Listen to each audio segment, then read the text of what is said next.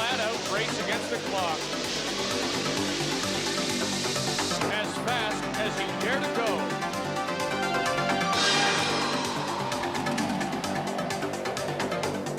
This is the Canadian Rally Championship on TSN. Hello again, everybody. Welcome to Canada's most historic and honored rallies, the Rally of the Tall Pines, held in and around Peterborough, Ontario. Mick Rowder, along with Paul Chater, to bring you all the highlights of this final round of the 1993 Canadian Championship. Teams making last-minute adjustments on their cars. The conditions here are extremely cold, minus 20 Celsius, adding extra pressure on everyone to make sure their equipment is ready. And plenty of discussion among the drivers about this 10-stage, 600-kilometer race through the streets, as we say, in and around Peterborough, Ontario. The Canadian Rally Championship is brought to you by Aerofoil, a visibly superior wiper blade, and by Michelin, because so much is riding on your tires. And Paul, the first team off the mark on this Courthouse stage are the #1 seeded team of Paul Choinière and Jeff Becker in their open class Audi Quattro S2. Choinière, almost gets hit by a truck that hadn't cleared the stage going the wrong direction. Now that's going to unsettle him going directly into this stage. He's a 90, 92, 93 U.S. champion. He brings a lot of experience to this event, but he's at a disadvantage on this short stage. The first car out, there's a combination of wet pavement, ice, snow across a parking lot. You can see how uneven the surface is. 1 minute the car is sliding, the next time he hits snow and it gets a little grip, then it slides a little more. This is very difficult. He's going to make it easier, in fact, for the cars that follow. And it is a very short stage, only 0.66 kilometers. And the opening team will complete it in 40 seconds flat, so that will be the time to beat. But it was the overnight snowfall that is going to cause all kinds of problems here in Peterborough. And next up, to go around the Peterborough Courthouse, the newly crowned 93 Canadian Production GT champions, Tom McGear and Trish Sparrow in their Subaru. A little less horsepower may actually give them an advantage here. Second car out onto the stage. You see, the Audi had so much horsepower, you've got to treat the throttle gingerly. The Subaru doesn't have quite as much, and in that way, it will be a bit easier to handle. We watch McGear now as the surface changes. He goes from the wet onto the snow.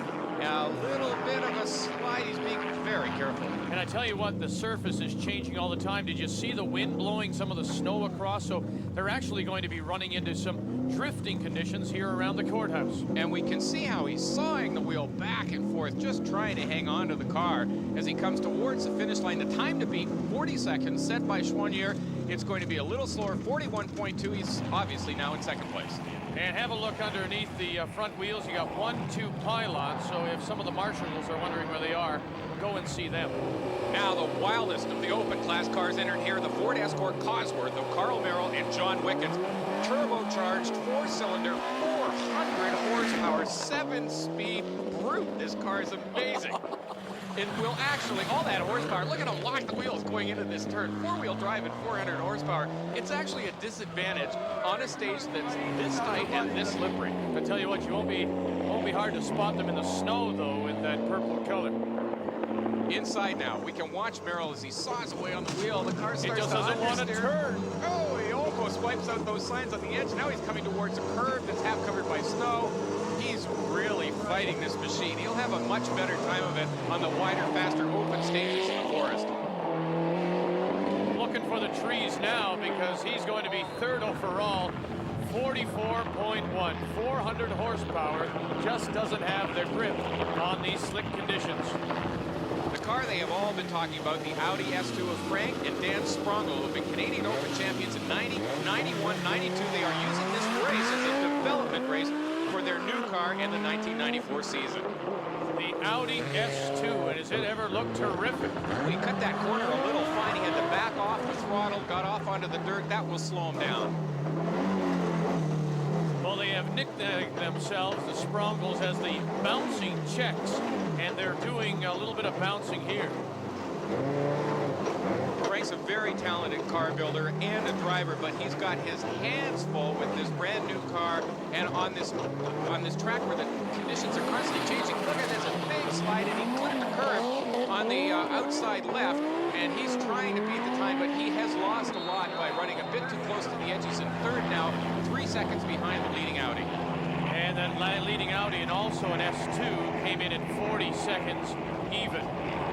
So they're third fastest overall and second in the open class. The 92 Ontario champions, Wojtek and Marcia Grabowski and their Eagle Talon are poised for a 93 championship with a good run here.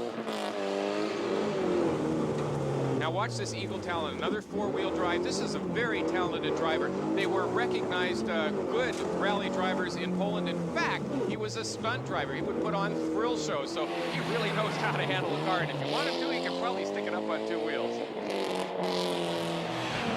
Long slide. He's really fighting this as it changes now to the wet pavement, a hairpin turn. He's taking it very carefully, gets a little understeer.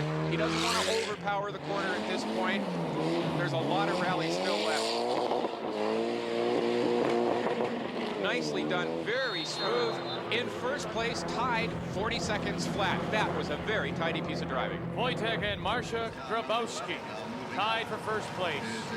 And the novice team of Jean-Sébastien Besner and Brian Maxwell are set to take their 200 horsepower four-wheel drive Subaru Legacy through the Courthouse stage. Besner, a race car driver, used to run in the Honda Michelin series. In fact, he was a champion in '92, and he's decided to take on rallying this year. I tell you what, I think if you are one of the later cars, you are getting an advantage because a lot of the snow and the ice seems to have disappeared from some of the parts of the stage. They are getting a cleaner track to run on. We can see the hairpin doesn't have quite as much snow on it as it did have, but it's still badly rutted. The car was plowing off the edge of the corner there. He had to bring it back by lifting off the throttle, then straightens it out, gets it in a big slide up over the hill. That's going to cost him some time. The target time of 40 seconds, 44.1. That'll put him in sixth place. So after one stage, we have a three-way tie for first place. Joignier and Becker, Grabowski, and Nichols Pope, all at 40 seconds. Now next we'll go off-road for the next stage of the Rally of the Tall Pines. It's called Eels Lake. This is the Canadian Rally Championship on TSN.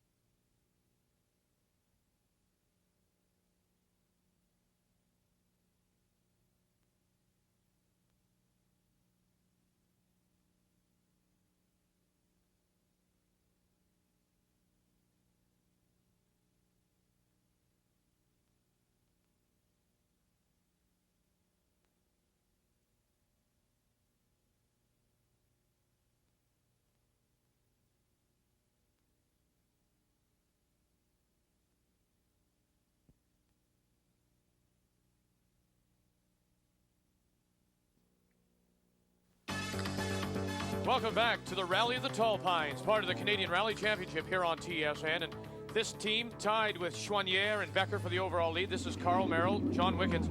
But Paul, they've picked up a flat halfway through this 27.8 kilometer Eels Lake stage. And now this you would think would be disastrous, but they're not going to stop and change it. They're just going to keep going. Well, they have to. It's tremendously frustrating, but the time it would take them to change that tire would cost them much more than going slowly through the stage. And you also have to consider the fact that there's no safe place to pull over and change that, and the next car is only a minute behind them.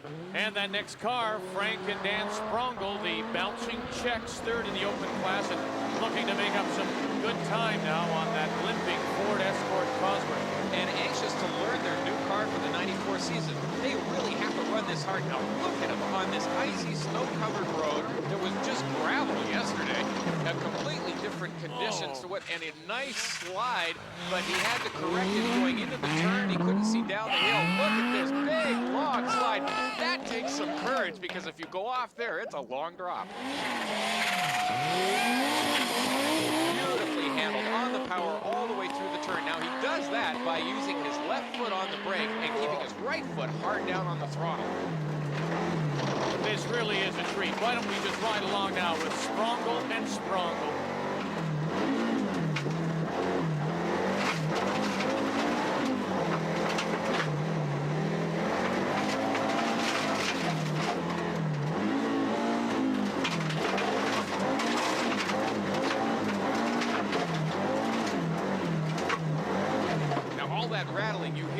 car. That's the gravel hitting it now.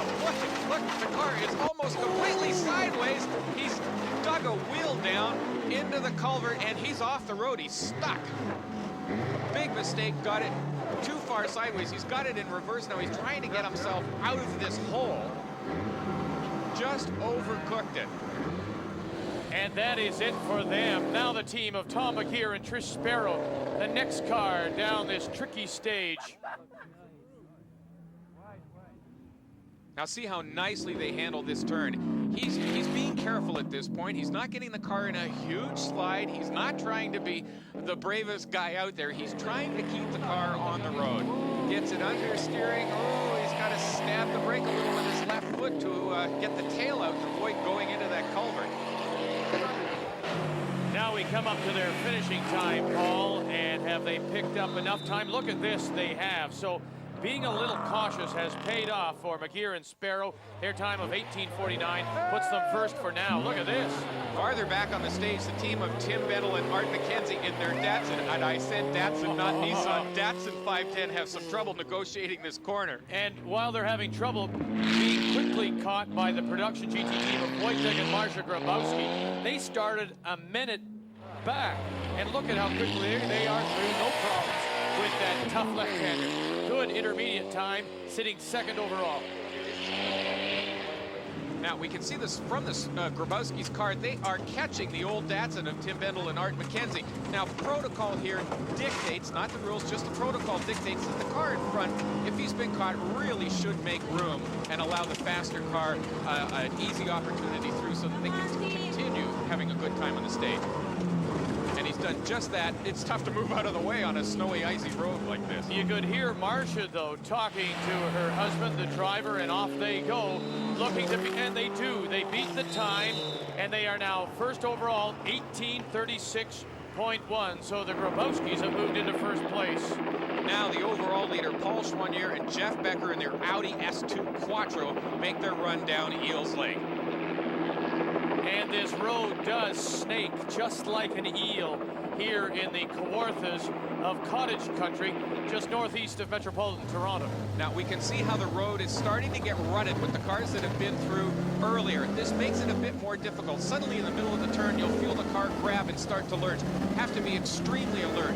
Now let's listen to Schwanier on the throttle. He's on it and off it constantly through this section.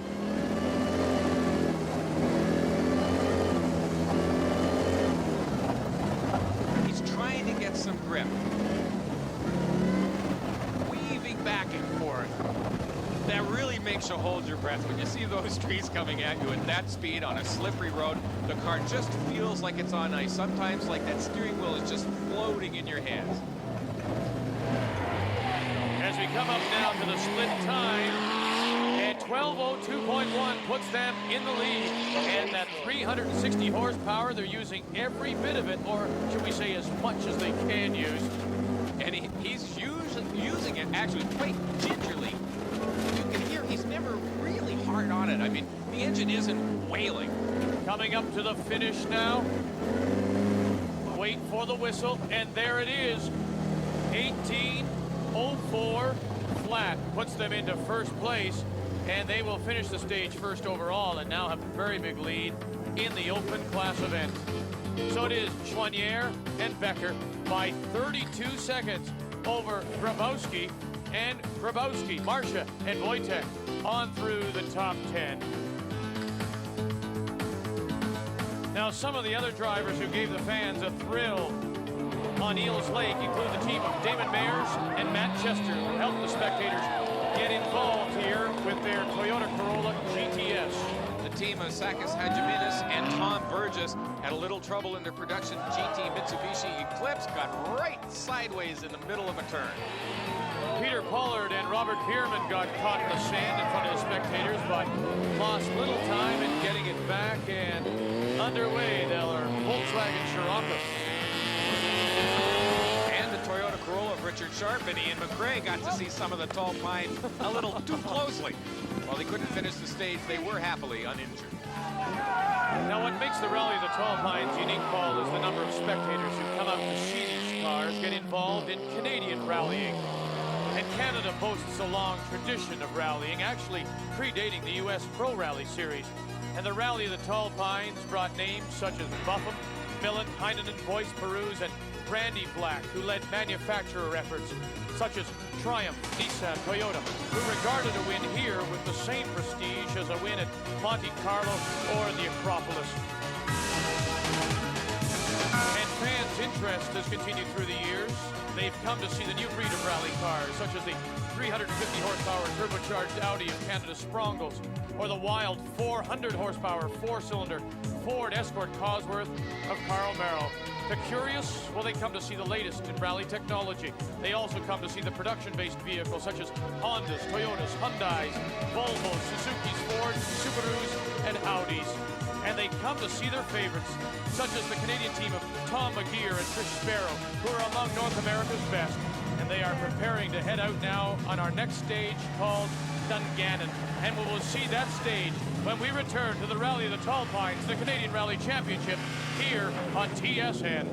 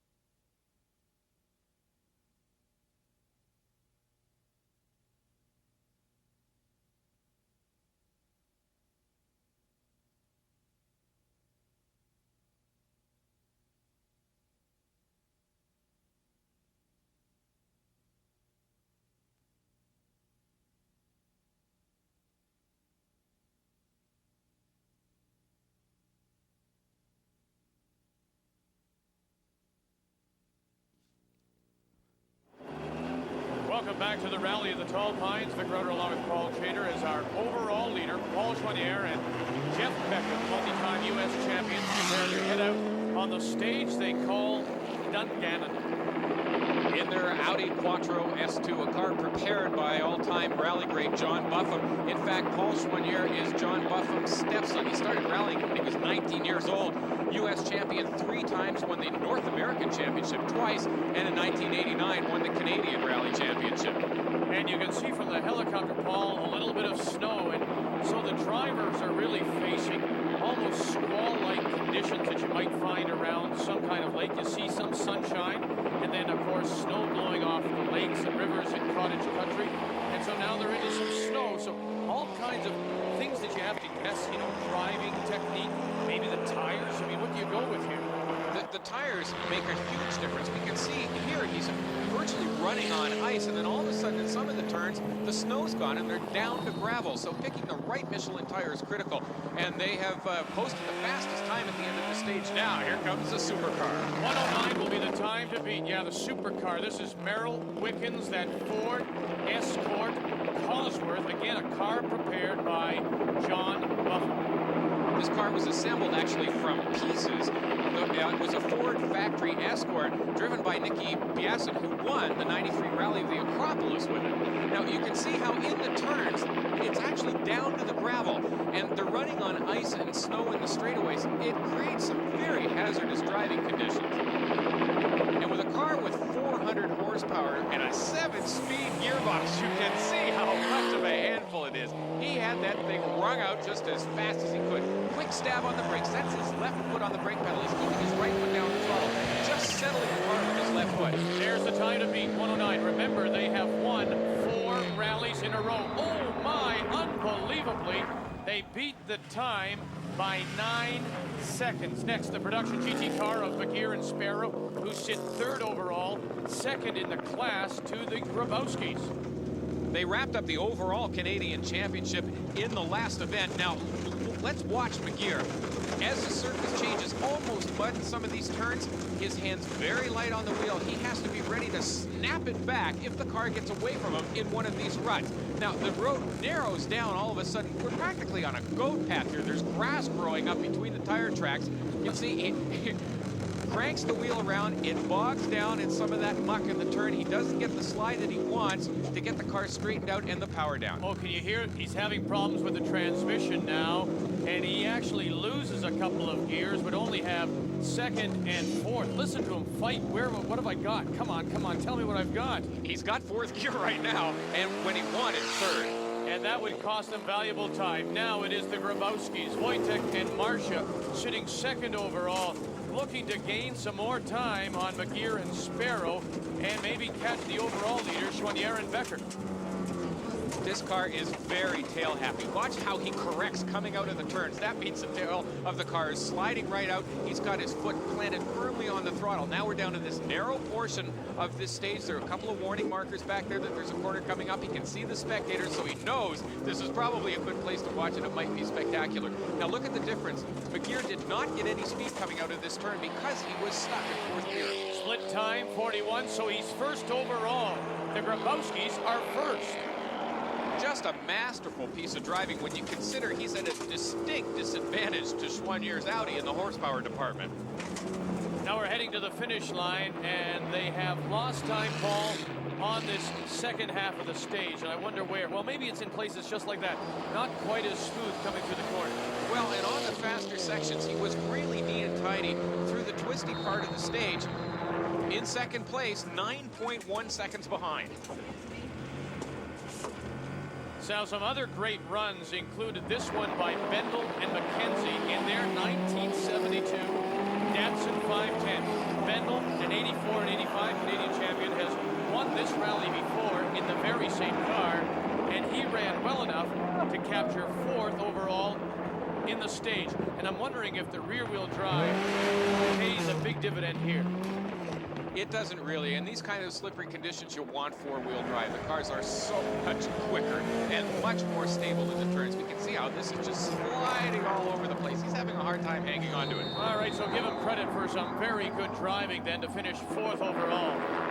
The open class Audi 4000 of Mark Pratchett and co-driver Richard Young really put on a show on this stage, getting the most out of their Audi and running it right to the edge of the road. That takes some courage. They were the 3rd fastest at the split at 44.1, and they moved to finish ahead of Bendel and McKenzie as they dropped back to 5th place overall. So a good run by the open class Audi 4000 of Pratchett and Young. So the winners of stage 5, Dungannon, Merrill, Wickens, and they did it by 9 seconds over Schwanier and Becker and the Grabowskis. As we take a look at all the rest. Now, some of the competitors taking the scenic route around the Peterborough area. This Suzuki of Kevin Inkman and Pete Townsend, who were just a little too swift, heading into the final corner. The Toyota Corolla GTS of Charles and Douglas Cooper took the long way through the corner, including a 3-point turn to get back underway. Now they passed their driving test anyway. But with only the first half of the rally, the Tall Pines completed, there were many roads left to be conquered in this beautiful scenic rally. Paul Chouanier and his co-driver, Jeff Becker, were sitting comfortably in front through some skill and, of course, a little bit of luck because their main competitors, Carl Merrill and John Wickens, were left a little short and a little flat, remember? They suffered that flat, and now they'll have to make up some time because they sit 2 minutes and 19 seconds behind the leaders, Chouanier and Becker. This is the Canadian Rally Championship on TSN.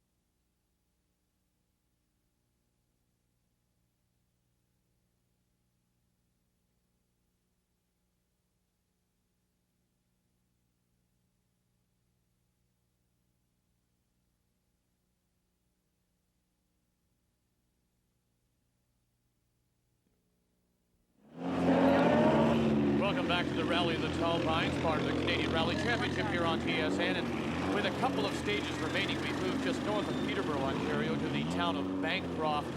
And two competitors still have a chance to win. The number one, Paul Chouanier and his Audi. And then just over a minute behind him, that's the number three. That's the Ford Escort Cosworth of Carl Merrill. Now, this is the number two Subaru of Tom McGeer and Chris Sparrow. Remember, earlier in a stage, they lost their transmission. He was grinding to find whatever he could, and he only had fourth left, but they think they can fix it. Well, about 4 stages ago, we lost second and third gear almost simultaneously within about 2 kilometers of each other. I think Tom popped the clutch and the gears just seemed to spin off the shaft. So we've been running with first and fourth gear and pretty much leaving it in fourth and going as fast as we can. That's going to be a real challenge, Paul, for that team, hoping for a top 5 finish despite all the problems. It's a tall order to fill when you've only got second and fourth gear, basically. Their main production GT competition, the Grabowskis went home, having won the Ontario portion of the championship, competing in the first half of the rally. So with the final stage underway, it was up to Merrill Wickens to decide the winner. They would have to catch and pass Chouanier, who left 1 minute before them, and that was going to be very tough. You can see these roads are rutted, they're icy, they're packed with snow on the edges, and they're very narrow. And in complete darkness, well, it was the Audi winning by just over a minute to end the 4-race winning streak by the Ford. And Chouanier and Becker win over Merrill and Wickens with McGeer and Sparrow. Congratulations to them, running mostly fourth gear, finishing nearly 5.5 minutes behind. McGeer and Sparrow in the GT class, while it was Ian and Sheila McEwen, the sport class winners. While the production 1750 Honda of Steve Walkington and Lisa Pelling win that class. The Canadian Rally Championship on TSN is brought to you by Michelin, because so much is grinding under tires, and by Aerofoil, a visibly superior wiper blade. Now, on behalf of Paul Chater and our entire crew, I'm Rick Rowder. Thanks for joining us. Goodbye from the Rally of the Tall Pines.